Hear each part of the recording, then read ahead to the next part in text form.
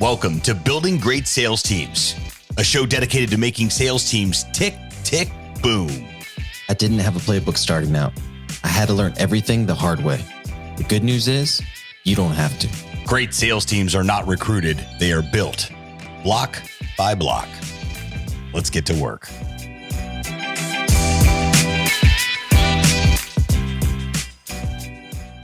Okay, sounds good. All right, good deal, guys. I got Taylor Armstrong here. He's a solar sales expert and solar trainer. Taylor started his career back in 2016 with about $50. Sounds like a lot of us entrepreneurs started out that way with just a wad of cash in our pocket. But then fast forward to 2019, he closed 150 deals in 19. And then also had his personal best 8 closes in a week and 4 in a day. He's also the host of Solarprenuer's podcast. And you guys are up to how many episodes now? Yeah, I think we're at 240 about. So yeah, it's been going a little bit. And you just been winging it. We were just talking about it before we got rolling here. Just $80 mics and just plug it into the laptop and roll. I know. No, super low production. Because I don't know about you, Doug, but for me, that's what was holding me back. So I'm like, I got to make this high production. Has to be perfect. Mm-hmm. And the moment I finally started getting traction was when I'm just like, all right, screw it. I'm just gonna roll with whatever. I'll just record on my phone what I have to. I'm not gonna like make it perfect. I'm just gonna get it done. Yeah, And I can relate to that a lot. I mean, I went the opposite route, right? I hired the consultant, you know what I mean? Because in my network, we had a guy that like is a podcast host of like nationally syndicated podcast, right? Cool. And so he kind of gives you the roadmap and everything. And you know, it wasn't too bad. It was like all the equipment together was like $1,500 to $1,800, I think, somewhere around there. Yeah. Now, I did just order a podcast trailer though. Oh, So, okay. Yeah. I'm going all in, man. Turns out I really enjoy this stuff, but let's get back to you, brother.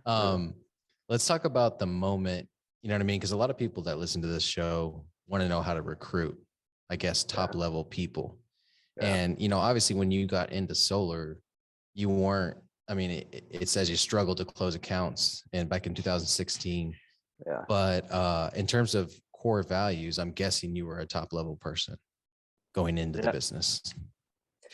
Yeah, no, for me, it's just always been having that improvement mindset. Because I mean, back to the podcast, one of the biggest reasons I started it is because I knew I wasn't like the top rep. I've never really been like the top rep. I don't know. I've won a few, I guess, competitions, but that was a smaller company I was at. And so I don't know. I'm just like, all right, I need to like just constantly be up leveling myself. And I just started having these interviews on the podcast, just learn from the heavy hitters. So I think if you have that growth mindset for people that are listening, maybe they're a leader, maybe they're a sales rep. I think there's something to be said. You don't necessarily have to be the top guy, but if you can just have the growth mindset, always be learning, be publishing. I know you talk about this a lot too, Doug, just kind of documenting the journey. You're going to attract people into that. And so for me, there's people on my team that are selling way more accounts than I am right now, still trying to catch up and learning from them. But I'm still bringing in people every week that some of them are better than I am just because they're seeing me put myself out there. They're seeing me constantly be learning. I still pay for training. I still pay for coaching, mentoring, all that good stuff, even though I've been doing this 6 years and, you know, I've had a ton of high level guys on the podcast. So that's what I would say. I can't remember exactly what the question was. Was that? No, I completely understand. That's the nice thing about having your own podcast. And Thomas Keenan, one of my mentors, told me this one time. He's like, the best thing about having your own podcast is you get free consulting, right? Yeah. So you've had all these guys on your podcast that are like freaking, you know, nationally known in solar and in door to door in general, you know what I mean? Whether they own the company or they're the top rep at their company, and you can just take little nuggets from them in every podcast, you know what I'm saying? And then there's an exchange, obviously you're getting their name out there and, you know, they're going to get to share it on their social media and stuff like that. And it's a recruiting tool for them. So no, but I believe in that 100%. Has that helped you a lot in your recruiting journey? I mean, I guess where are you at in all of that right now? Are you just individual sales rep? You're kind of focusing on your own high production, or do you have a team? Yeah, so I have a team, and funny enough, you actually had the two guys on your podcast. I think I'm sure you have other guys in the pipeline, but the two guys I Mm-hmm. was working with, Bennett Maxwell and then Earl Capuli, Yeah. we were running a team together. And so if you haven't heard those podcasts, your listeners can go back and kind of listen to that whole story. But long story Yeah, short, for Bennett sure. sold that company, the company that Earl and I were running the team for, and he sold it to another company called Future Home Power. Mm-hmm. And so that's who I'm with right now. And yeah, not gonna lie, it wasn't the smoothest transition. There definitely were some rocks in the road and everything, and things didn't go quite as smoothly as we hoped. I can But imagine. yeah, Yeah. yeah. But anytime you're trying to merge two cultures and different sales teams, and I think I know with anyone, it's probably not the smoothest. But yeah, so I'm running the team with them. So I guess I don't know, you could call it managing the team Mm-hmm. of the guys we had before. We don't have a lot of them back, but yeah, good news is with the platform, with the podcast, bringing in guys every week. So I would say I'm still managing. I don't know if they give me the official title, but I'm still just running kind of with my guys, just making it happen here in San Diego. So yeah, that's where Awesome. I'm at right now. Mhm. Awesome. That's great to hear. And so the podcast is definitely one of those huge recruiting tools. So if somebody, wants to get into recruiting for their sales team, whether it's construction, whether it's solar, it doesn't matter what it is. A podcast is really one of the tools for that. And that I didn't think about that when I started it. Originally, I started it in order to get clients for consulting, and then they would be able to kind of listen to my podcast, see if they align with me, and then eventually hire me to help them build sales teams. And then, but what it's turned into is this huge recruiting tool, because once they see you have your own podcast, they go listen to it. And if they align with you, then all of a sudden they want to work with you in your company, whether it be an affiliate or directly as a salesperson. So, Yeah. And I'd say with that too, it's like if your listeners want to go start a podcast, I don't think that it should necessarily be like the goal. Oh, I'm only going to do this because I want to recruit guys. right. It's like you got to have the mindset of, oh, I don't care if no one's listening to this. I'm just going to do it, put myself out there, do it for a year straight, and see what happens. Because you know how it is when you first start. Well, especially in my case, where I'm just pretty much recording from my phone. I don't really Mm-hmm. have much sales experience yet. And so you got to do it for a long time before you're generating results. And so if I would have thought, oh, I'm only going to do this just to recruit guys, I didn't see a recruit for probably a year and a half off of this. Like not many people are listening. So Gotcha. I just think that's something that people need to understand. You don't really do it for that right off the bat. That can be Mhm. kind of the side benefit, but you just got to think of it. Okay, I'm going to grow this. I'm going to get as much as I can from the guests and benefit that way. But I'm okay with no one listening. You got to be okay with 0 people listening for, I would say, like a year. Absolutely. Because so many people just throw in the towel, just because like, this just takes too much time. No one's listening. So something to be said Well, about that for sure. there's levels to it, right? Because when you recruit someone right now, or not when you recruit them, but when they hear about you or they hear about your podcast and they go and listen and they Yeah. see that you've got 250 episodes, you know what I mean? There's a huge amount of credibility that comes with that. Forget that it's a podcast. You've done something 250 times. You know what I Yeah. mean? Like, how hard is it for people to stay consistent for that long? And you've been doing it for what, 2 years now? Yeah. Two and a Two and half a half years years? about. Mhm. 2.5 years now. I mean, most people haven't done anything for 2.5 years, other than wake up, sleep, eat, you know what I mean? The normal Yeah. human stuff, right? For real.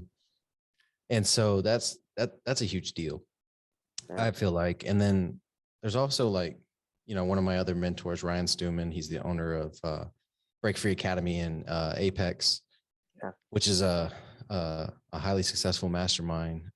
He had been posting every day on social media since 2011, I think. Hmm. And he has something over like 1,000 podcast episodes between his Rewire and Harco Closer podcast, something like over 1,000 podcast episodes. Yeah. But if you were to ask him, he would say he didn't really blow up until like the last 3 or 4 years. Yeah. So he spent, what is that, like 5-6 years posting every day, not caring if he got 3 or 4 likes. I mean, obviously he's seeing them and he'd like to get more, but it's like no matter what, he was consistently doing it every day. And then, Yeah. so it's like, well, shoot, I should have started a year ago. I should have started 2 years ago. Well, you should start now. Yeah. You know what I mean? And then in even 6 months, Yeah. you'll see that consistency over and over again. And then you'll have enough legitimacy that when people go and look you up and they want to know about you, they'll see 6 months of post or 6 months of podcast episodes or 6 months of YouTube episodes, whatever your platform is that you want to dive into. So that consistency is huge. Yeah. And no, the other thing is, I was just gonna say, I mean, anyone that starts out in the beginning, you're probably gonna suck really bad at first, anyways. So like for me, I don't care if, I mean, the first episode that no one was listening is probably a good thing because they were so bad that people are like, "Wow, I'm never gonna listen to the show again if it goes through." So that's why I think, and if you do it for a year, then either way, you're you're increasing your skill level in podcasting or in Facebook Live or in publishing, whatever you're doing. And then by the time you actually have an audience, hopefully it's to the level where you've made so much improvement in that first year or however long you've been posting that by the time people like start seeing what you're doing, they're like, oh wow, this guy knows what he's talking about. This guy, he's had practice. You can tell he's been doing this for a little bit versus you just coming right off the bat and sucking, and then people are like, oh, I never want to listen to the show again. So I think that's an important. There's a lot of truth to that. And, once you put in 1,000 reps, your dialect gets so dialed in. You know what I mean? When I listened to the first few episodes, even to now, which it hasn't been that big of an improvement, but I can still hear it. There's a lot more uhs and ums and you know what I mean? You know what I mean? I'm real bad. I'm real bad about that. So whenever I release an episode, I'll listen to it myself and kind of like critique myself and then take those mental notes, store them in the subconscious, and then next time I can do better. Yeah, that's smart. So I'm curious, you see, there's the I'm curious, what got you interested in joining Bennett and Brent's team and Earl? I guess Earl was already on the team by the time that they recruited you. Yeah, it's funny. They kind of approached me to join the team actually before Earl and run the team and all that. Okay. But I was kind of like, no, I was pretty hesitant. How did they even hear about you? Well, where did they find you? Funny enough, through the podcast, matter of fact. Oh, okay. And so, yeah, I mean, that's another kind of door opens, just so many connections get made and doors open up, opportunities. And so, yeah, I mean, Bennett had just heard a few of my podcasts and he hit me up. He's like, Taylor, I'm actually moving to San Diego to do solar. We meet up and I'll take you out to lunch, whatever. And you just tell me a little bit about the market and everything. And then, yeah, he of course takes me out and kind of like pitches me a little bit on looking for someone to run the team. And yeah, I mean, Bennett, he's really good at just kind of selling the vision, but the timing just wasn't quite right yet. I was still kind of committed at my other previous company, but yeah, he just did a really good job at staying in touch. And I think for anyone that's trying to recruit, that's one of the secrets right there, is just especially higher level guys, you're hardly ever going to get them right off the bat, right? It's more something you have to nurture. You have to stay in touch. You have to always be just, I don't know, keeping in contact, going out to lunch every year, whatever. Because you never know when things are going to change. You never know when there's going to be issues with the company. You never know when there's going to be issues maybe with pay or something goes down. And who are they going to go to? They're going to go to the people who stay in touch with them, right? People who they know, like, and trust. And so that's exactly what Bennett did. I mean, it was only probably like 3 months. It wasn't even that long, maybe 3 months after we'd first talked. And there's some more issues came up in my company. So I'm like, all right, Bennett, let's go out to lunch again. Let's kind of sit down, talk numbers and all that. And then we made it. And then it was funny, he already brought Earl to lead the team at that point. So I'm like, dude, I want to like lead the team. But ended up working out great because Earl, he's for, as you know, he's kind of more on like the mindset side of things and super good at motivating reps, super good at just pulling back the curtains and figuring out what's going on behind the scenes. And I was more just kind of like the tactical, all right, guys, get on, do this, talk to this many people, say this. So I think we had kind of a good yin and yang going, and did pretty good. Obviously only went for a year and wish it could have gone longer, but hey, Bennett loves cookies. So it's a cookie That's business. very true. That's very true. Those are some, I had the sugar cookie and I was like, okay, it's a good cookie or whatever. And then I had that chocolate one with like the melty filling. Oh, and That's I was good. just like, oh my gosh, this is ridiculous right here. Yeah. So Good. two things, I'm kind of getting from that. One, it's like you said, hey, it's not about the initial meeting and you got to close them right there, especially the higher performers, right? Yeah. It's about nurturing that relationship and genuinely taking an interest in them. I feel like, to take it one step above that, just being a cheerleader for them, Yeah. and you should be that way with everybody you meet in general, right? And I've met a lot of people over the last 6 months, been traveling like crazy, networking like crazy, and now they're popping up in my social media feeds and stuff like that. And so I'm liking their posts and I'm commenting on them and just supporting them as humans, right? Yeah. And when you do that, more often than not, whether they have a niece or a nephew, or that they themselves, or they have friends, you know what I mean, that are looking for an opportunity, they come your way, right? Yeah. And so you being that rainmaker in sales, it allows you to be that rainmaker in recruiting too, when you're just being a champion for people in general, right? And Yeah. then the second thing is he brought Earl to the meeting. Yeah. And so, one of the things we do in our op meetings is what we call them. Mhm. When we have a bunch of people come in and listen to the opportunity, is we will literally grab one of the middle management type people, like an assistant manager. Mhm. They're like a team, a field general, right? We'll grab one of them and kind of just have them tell their story. What I'm saying, from the time that what they did before they came to the company, what it was like, during, and where they're at now, right? And that Yeah. kind of gives the people there some quick context. So, Earl was able to do that for you and kind of solidify your decision. What do you think? You just were having issues at the other company, and then again, Yeah. you said that he kept in touch. Was there anything else that kind of made you make that decision in the moment? Well, yeah, I mean, Earl was kind of part of it too, because I knew Mm-hmm. Earl was a high level guy, and like I had learned a lot from Earl just following him on social media. So I think that's another thing too, is maybe there's an opportunity, but you don't really see much traction going on.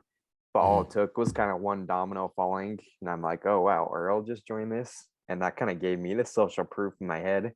I'm like, okay, well, Earl's a super high level guy. He's been running teams. I know he already has a successful company, but if he's gonna put his company aside and like join up with Bennett and Brent and do what they're doing, seems like, I don't know, pretty legit to me.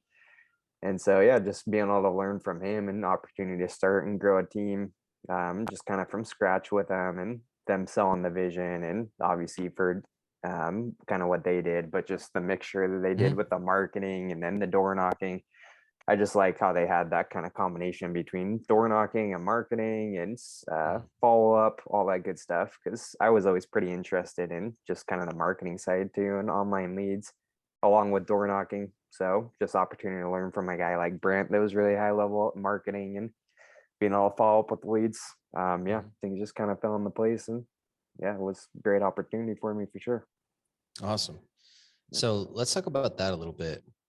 Uh, a little bit about bridging the gap between marketing and sales. Mhm. How have you experienced that done well?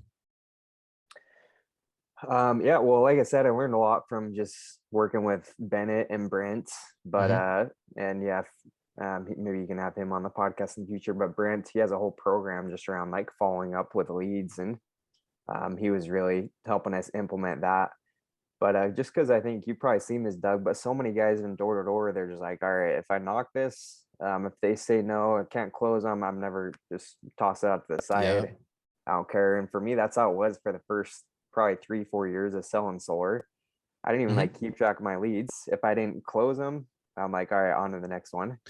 They're dead to me. Where, yeah, I know. But then the thing is, you go back to these neighborhoods, and those same people you didn't close, they now had solar on their roof. So I'm like, what is Mm-hmm. going on here? They're You obviously just still primed them. interested. You just Yeah, primed them for the next guy. I know. So I'm like, I got them interested for someone else to come in and just close them up. And so that's why it just kind of started to interest me. I'm like, why am I not hanging on to this data? I mean, there's so much power if you have like the emails, the phone numbers, and then just constantly looping back around. So that's some of the things that Brent helped us do, is just implement processes to not only knock the door, but then once you have that information, Mm-hmm. if you can't set an appointment with, that's the other thing. A lot of times these people, like, they wouldn't even sit down with an appointment, right? They would ghost us on an appointment, and we'd never see him again just because I wouldn't follow up with them. But a lot of times it wasn't because they weren't interested. It just, timing was off. They had stuff going on. Where if I would have like followed up with them maybe even a week, that could have been like a lay down sell, a lay down close.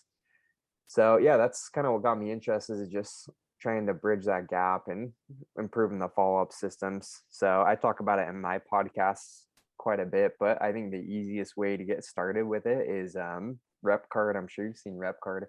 Yeah. But it's just it's an app. You can send people a digital business card. It sends it like tracks who actually opens your card, tracks who watches all the videos, the content in there, and then it allows you to like follow up with people. So you can see, it's kind of like a CRM, but I think it's great for door-to-door guys because it's like so basic. A lot of us door-to-door guys, I'm not the sharpest tool in the shed, so it's like anything that's super basic, super easy to work. I think that's the best way to get started, is do something like that.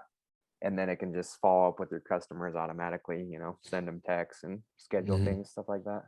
Yeah, absolutely. That is a really cool tool. I didn't realize it was a CRM also. I just thought it was just like a digital business card. I didn't really use it at SolarCon because I had my own phone sites product that I use for that. But now I just want to point something out. You guys heard me say earlier, because Taylor's playing himself down a little bit, I feel like here. He closed 150 deals in a year. So just to give you some context, right? Our top month, and I started 8 months ago, but I have a whole company, right? I got 4 closers and like 5 setters. Okay. Our best month has been 11 closed deals. So let's do some math here real quick. All right. Taylor closed 150 in 1 year. So divided by 12, that's 12.5 a month. That's more than my whole company is closing right now. You know what I'm saying? So now, granted, we've gotten better. We closed 7 last week. So hopefully we beat Taylor's individual number soon. But I just want to provide some context there that Taylor's a beast. And so don't listen to him when he downplays himself right there. I appreciate it. Well, no, it's tough because like guys are doing that in 6 months now. So like Solar, but they have game, things man. like Brent's product that you were talking about. And we're a client now. After SolarCon, I saw his product. I was like, I want that. And so what it is, it's called Extreme Follow-Up. And if you guys saw any of the social media from SolarCon, you saw these I love FU money. Well, what that really means is I love follow-up money, right? But we all know FU money from Killing Me Softly, that movie. But or no, it was from the one with Matt Damon. And you may be too young for this, but it's where he's like an oil surveyor and he gets people to sell their land to the oil companies. And he goes on this whole speech in a bar about FU money. Anyways, look it up. Matt Damon, FU money, right? Okay. And play it for your guys. They'll love it. Okay. Yeah, that's a really cool scene. But anyways, it's called Extreme Follow-Up, and we just got set up with it the other day. So what we did and what they specialize in is taking the leads that you've already called maybe a few times or followed up with and getting some activity out of them through email, text, and retargeting. And so we sent them all, I think we have like 600 leads or so since we started that haven't been closed. And so half of them are from marketing, half of them are from the doors. And it's exactly what you said. We get that information, we set the appointment, customer doesn't show. And now through Brent's system, we're getting more activity from them, and they're starting to reschedule and reset appointments. So it's a really cool program. If you get the chance, check it out. And it's one of those things, it doesn't matter what industry it is. Really, home services is what they specialize in, but this dude is a CRM genius. He can do it in any industry. So just wanted to plug Brent there real quick since you were hyping him up over there. Yeah, he's good. But no, that's awesome. I appreciate you walking us through that, because that's a big deal. Coming from door-to-door cable, which is the bulk of my career, we were absolutely like that. We were impulse buy. We didn't follow up with customers because we could go out to the next door and get another one in 20 minutes. Right. So switching to this higher quality sale, longer sales cycle, you know what I mean? Switching to solar has been somewhat of a challenge for us. We've done B2B sales in the past, so there was some of that pipeline stuff, but solar is a whole nother animal. It's anywhere from 40 to, you know, some of the systems that I'm sure you've sold are over $100,000. So Yeah, it's a huge decision for the homeowner. So the follow-up game is huge. Absolutely. definitely. Yeah. And no, I think there has to be a balance too, because that's the other thing I see is, and for me, it's happened is sometimes we'll focus way more on follow-up than we should. Like for example, I would be out, you know, in a neighborhood and I'm like, you know, it's super hot today. My feet are killing me. I'm just going to go follow up with leads. It's like, you shouldn't really do that. Like, right. I mean, you should have time that's dedicated for follow up, but it should never be like, oh, you know what? I'm too hot out here. I'm just going to go follow up. And I think that's where reps make the mistake too, is spending too much. So it needs to be dedicated time. And then what Brent helps you do is set up systems. So like you don't have to do much follow up. So with his processes, you can spend, I don't know, maybe an hour a week and then just have systems and automatic things in place to where they're going to be following up without having to lift a finger. So I think that's another huge key with it is just making sure you figure out some type of system. And, you know, I know Brent has virtual assistants. I've got a virtual assistant too that can help with a lot of processes like that. Nice. So yeah, I think that's a big key in it, just maximizing your efficiency and not like having it just be a thing that you do just when you're too tired to be out, you know, in appointments or hustling on doors and everything, you know? Yeah, that's a great point. And it's the reason why excuse me, whenever I'm consulting, I typically push my client to create a scope of work. I mean, I create it for them from what they tell me for the most part. But what that is it's a couple things. It's categorizing the activities throughout the day. So what you just went through, follow up and actual prospecting. And then it's giving a schedule to it, right? So some of the ones that I've heard that work really well is like a morning schedule from like 10 to, so prospecting from 10 to 12. And then you got the hottest part of the day from like 12 to 3. And so you may do your follow-up game in there and then go to lunch. And then like from 4 to 8, you're prospecting because that's prime time, right? Yeah. So whenever you're, you know, if you're selling B2B, your prime time is during business hours, right? So whenever your prime time is, that shouldn't be your follow-up time. Whenever you get the most activities out of your customers, that should be the time that you're prospecting. Yeah. And then when you have the least activity out of customers or potential clients, that's the time that you're doing your follow-up game for sure. Yeah. Yeah. No, that's huge. Setting a schedule with it for sure. And then sticking to it. Because so many guys like to adjust their schedule when things get hard. So So I gotta imagine with the amount of people that you're recruiting right now, you're getting some attrition, or you keep that pretty low. What's your strategy there? No, yeah, I mean, there's always attrition for sure. You know how it is door to door. That's a huge part of door to door is the attrition. But yeah, I mean, I think for us, it's just like we've just learned now that you got to learn to just let guys go quick if they're not going to commit to, you know, certain things within your company. It's just going to hurt your culture more. So you can bring guys on and you can babysit, but I've done that whole game too, just to bring on guys that are, you know, content with working like maybe 10 hours a week. Maybe they'll get like one deal a month. It's like, dude, yeah, you're certain. And that's kind of the curse of solar too, right? Is even one deal a month, you still can make decent money doing that. Yeah, it's so definitely better than flipping burgers. Yeah. And so that's what's like kind of tough with solar is guys, it's so easy to get complacent just with the crazy amount of money that can be made in solar. And so, yeah, I think it's just for, you know, people building teams, which I know is kind of the focus of your podcast, Doug, just learning those boundaries to set. You know, any successful company I see, they're like, if guys aren't sticking within their levels, they're letting them go, right? And so something we've started implementing at Future Home right now is guys, they have to work from 2 to 8, right? Knock their first door before 2, knock their last door after 8. They have to do 30 minutes of sales training every day, whether it's a book or, you know, podcast, whatever. And then they need to attend all the meetings. Maybe it's just 3.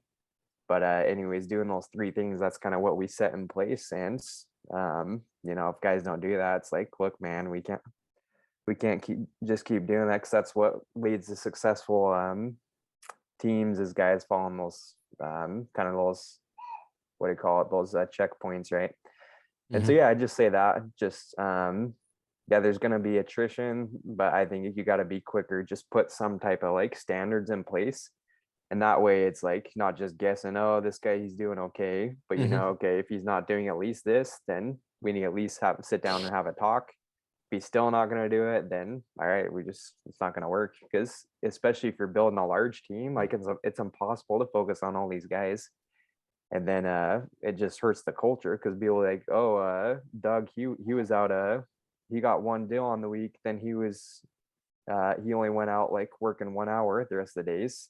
And then guys see that, and especially if like higher level guys doing that, and then it just kind of hurts the whole team.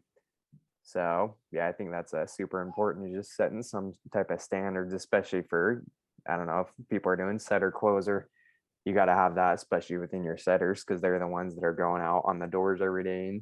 You know, car groups are a big thing too. Daily meetings, it really helped our culture. So things like that, I would say for sure. And I'm glad you said that. You baby in the background. Yeah, sorry. It's all good, Text man. my wife, tell him to control that beast. The future beast. Yeah. It's part of life, man. It's no big deal. Our listeners definitely understand, you know, most of the people that I've talked to that listen to the podcast all have kids, you know, so when we bring that subject up and kind of incorporate it into running a business or a sales team, it's part of it, man.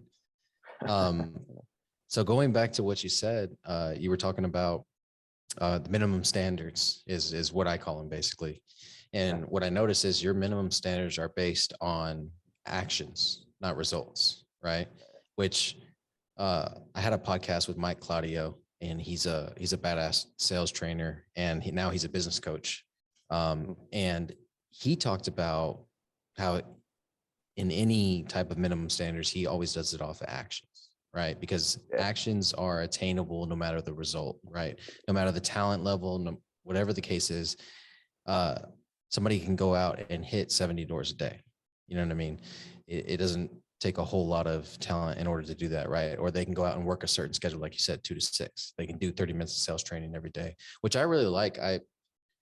We have a daily sales meeting, but the idea, so that sales training that they're doing every day, that's on their own, or is that like a virtual sales training, like Door to Door University or Knockstars, one of those guys?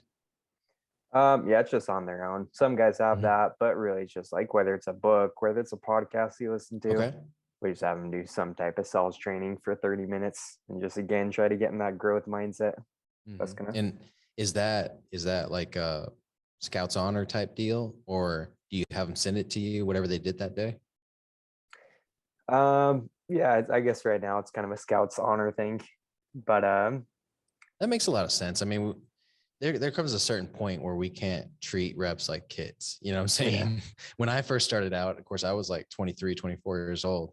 So my thought was always to micromanage everything, right? And then as I started recruiting higher, bigger and bigger talent, then obviously the higher performer they are, the less they need to be micromanaged. And I enjoy that a lot more. So yeah. Well, yeah. And it's like at the end of the day, we're all 1099s. Like really it's our home business. So I don't know. You can't babysit too much. You can't micromanage too much. You know, there's got to be kind of the balance of it.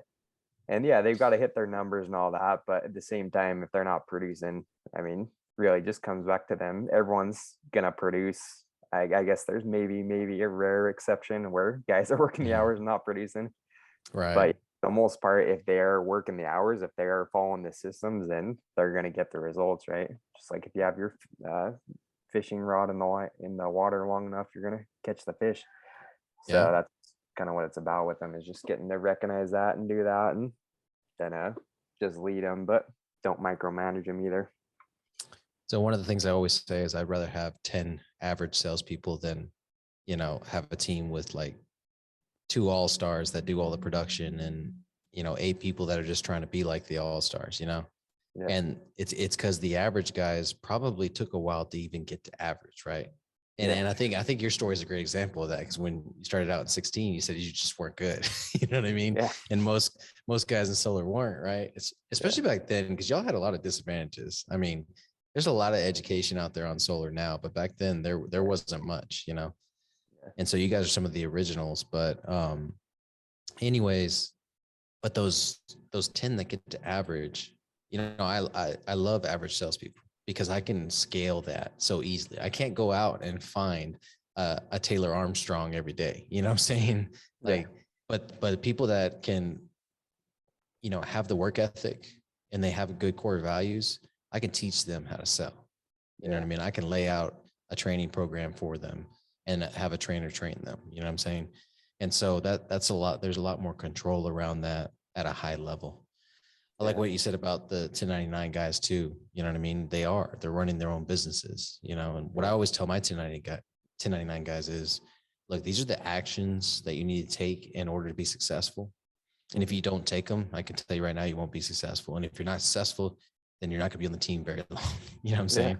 There's two things I need: action or results, right? If you're bringing the results and you're not a cancer to the team, kind of like you said, that one person that's not putting in the work and only signing one deal a month, and you're not a cancer to the team, then I'm not going to get on to you about the action, because you're bringing in the results, you know. But they typically don't, you know, somebody can't bring in results unless they put in the work and the action, right?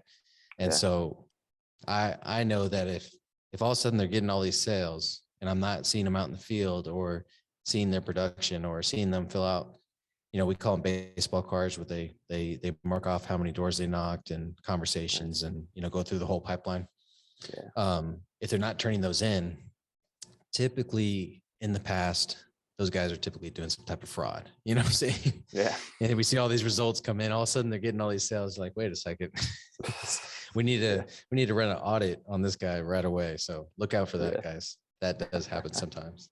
So let me ask you, as a top performer, you know what I mean? You're still on the doors, you're still training, you're still recruiting, you're still putting in what I'm guessing is, you know, 50 plus hours a week. How are you doing that and being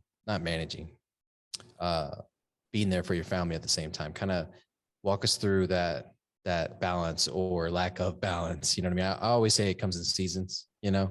So like the second quarter of this year, I was traveling like crazy. I think I had 7 or 8 weeks in a row where I was traveling. SolarCon was one of those weeks. And so I was just telling my family, this is just a season. Q2, big travel month for whatever reason. Q3, no more travel. It's just, you know, once a month on my usual flying Fridays to Apex. So it was a season, right? So kind of how do you approach that? No, I agree 100% with that. And it might have been something I heard from Ryan Stewman too, actually, his podcast, just kind of that whole season, just because I think I've seen him post about that too. It's like date nights with his wife on Friday. Not wives, but wife. He's not from Utah or anything. Just kidding. But no, I think, just exactly like you're saying, you just got to do the seasons with it. And it's something I'm still trying to figure out, to be honest. Like, I'm not perfect at it, but we've super high level guys. That's pretty much what I'm seeing, is they're all trying to have one night a week where it's like date night, right? So for us, Friday night, we're always trying to get the babysitter and go do something, even for just an hour or two. And then, it's just like having one day. Well, I know Sundays, I'm not like focusing at all. Sundays is just church and family, right? So that day I'm trying to not answer texts, and something that I'm trying to improve. I'm not perfect at this, but really just when I'm not working, when I'm at home, just trying to like put work off the side. Cause I think so many of us, we're still getting maybe texts from customers. We're still managing accounts and everything. And I noticed more and more, just even I look back like 4 months ago, I was home and I was like with my kids, but I was still just like answering customers. I was still responding, like updating accounts and everything. So for me, that's one of the biggest things that I'm working, right? Not perfect right now, but I'm working to change. Just when I get home after 8 o'clock or whatever, after my last appointment of the day, I'm getting home, and then I'm just turning the work brain off and just stepping into the different role, right? So I don't know, some guys, I think I heard one guy like has a different hat that he puts on, like a physical hat that he puts on when he gets home that like reminds him that That's he's no like, okay, joke. this is dad time or whatever, right? Or this Yeah. is husband time, or this is boyfriend, girlfriend, whatever. Mhm. Just stepping in those different roles. So yeah, I think that's the key with it is, yeah, number one, just realizing there's different seasons, just like you said, Doug. Sometimes you're traveling a ton, sometimes maybe you're in a competition, and just setting the expectations like, hey, honey, I'm going to be doing this competition for the next 2 weeks or a blitz, right? Can you support me in this? Because that's one of the biggest things that I did not do starting out is you didn't set the expectations. So just like when we're setting the expectations with customers, hey, this is the process of Mhm. solar, this is how it's going to go. If I can set the expectation with my wife, hey, monthly planning, I'm going to be gone the 20th through the 22nd for SolarCon or for whatever it is, then she's not going to be all, well, if I explain that to her before, she can't be all pissed when I'm like getting ready to head out the door. It's like I told you, Mhm. right? So I think that's a huge key is just figuring out doing your planning sessions, getting on the same page as far as dates, as far as what's going to happen, and then yeah, trying to have, you know, whether if you have the time, trying to, obviously your date night, and then just planning at least one day. I would say I know some guys will hustle 24/7 all day long, so I'm not one of those guys. Right, I'm the Yeah. family guy that got the kids and all that. Right. But just whatever you're doing, figuring out the time you're going to dedicate to the family and then to the wife, those relationships. Because I mean, for me, that's, you know, more important than selling the solar deals. That's why some of these guys that are single, like we've got a guy on our team that's single, right? He's, I think, has a girlfriend, but he's done like 150 deals this year already. Oh, And wow. so I'm like, I'm just accept. I'm like, all right, I'm never gonna be that good because I know I'm not gonna work as much as he Well, is. And but yeah, just figuring that out and figuring out what your core values are and scheduling it out, I think for sure. man, I will say, how old are you, Taylor? I'm 28. Yeah, dude, you got more figured out by 28 than I had at 33, brother. So you're a way ahead of the curve. Um, there's a lot of, there's a strategy and systems behind um, being a good father, being a good husband, being a good man, right?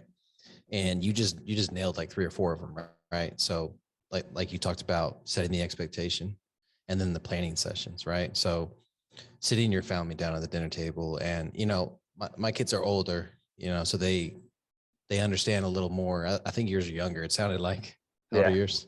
I got 2.5 and 5 months. So Okay, 2.5 and 5 months. yeah, Yeah, they're that's not why ready you're for hearing him scream. they're not ready for dad's master plan yet, right? Yeah, But I sat them down at the table one day and I told them, look, this is why I'm going to be traveling so much. This is what I'm doing. This is why I'm doing it, and this is my plan for everything, right? yeah, And then I also did the same thing with Alicia on one of our trips, and you know, it's something that I learned from Ryan Stewman again. Um, at the end of every year, you do a vacation, just you two. You know what I mean? Whether it's an overnight, whatever you can do, right? Even if it's a day trip, and you sit down over a meal and you start planning out the next year and kind of your vision for the next year for her vision for herself, yours for yourself, and then y'all's together, right? And so Alicia, my fiance, knows that I want to build out the company to 100 6-figure earners. That's my goal. I want 100 6-figure earners because I've had 110 reps before, but our average income per rep was 43 grand. So that was like 5 years ago too. So that was actually really good, but I kind of wanted to step it up, right? yeah, And then the other vision is a 100-acre ranch in Divine, Texas. And so you get the personal one and the business one, and she understands both. So she knows when I'm traveling like crazy, or I'm working late at the office, or I'm doing a podcast with Taylor. It's all yeah, part of that, right? right, And the other thing he said is being able to be present when you're home. That's yeah, that's a huge deal because there's a lot of dads and fathers and boyfriends that are home every night, right? And they're there physically, but they're not there up here. Like you said, they're right, on TikTok or they're at work, or you know what I mean, they're dreaming about a life that they don't have instead of being present and sowing into the one that they do have. that's a huge deal. So I would say you got a lot figured out, brother. You're already way ahead of the curve. And I think it really is because of that growth mindset that you have, and that you obviously had some great influences early on in Bennett and Brent and Earl, and kind of being able to learn from them kind of shaped who you are today. So very impressed at your age that you got that much figured out, brother. So don't downplay yourself. You're doing great. Yeah. Well, no, easier said than done. Because I think it happens to all of us. We still catch ourselves watching the TikTok videos and home and everything. So. Oh yeah, it happens to me too. And that's the problem with okay, so we have something in Apex called building your machine. And so you have to be on social media to do that. But then all of a sudden, instead of writing a post, you're, scrolling everybody else's. And then you realized you've been home for 30 minutes and you had to do your post, but you could have put the phone down and gone and hung out with the kids or made dinner for the family, whatever the case is. So you're 100% right. It's easy to get caught on that real quick, for sure. Yeah, I know. Yeah, it's cool to have the the iPhones. They tell you at the end of the week how much time you spent and everything. So sometimes you'll get, it's kind of nice to see. Oh wow, I just spent 8 hours a day, literally on my phone. All right, I'm gonna go see what's going on with it. So yeah, that's why I think planning's so important too. Is you kind of go through all that and you're tracking, you're measuring, adjusting, and just trying to make improvements. So no one's gonna be perfect at it, but you just try to. If you're not tracking it, you can't really make improvements. So try to track it and make adjustments for sure. That's a great point. All right, brother. Well, I appreciate you so much for coming on the podcast. I think you gave our listeners an insight to how to build a company around a top performer, and then also how to recruit top performers, and then how to help your top performers kind of manage this thing called life. You know what I mean?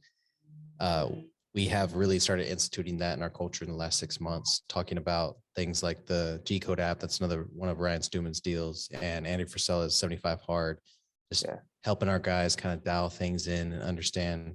And then also our core values, that they should transfer over into your personal life. One of our core values is to operate with integrity, right?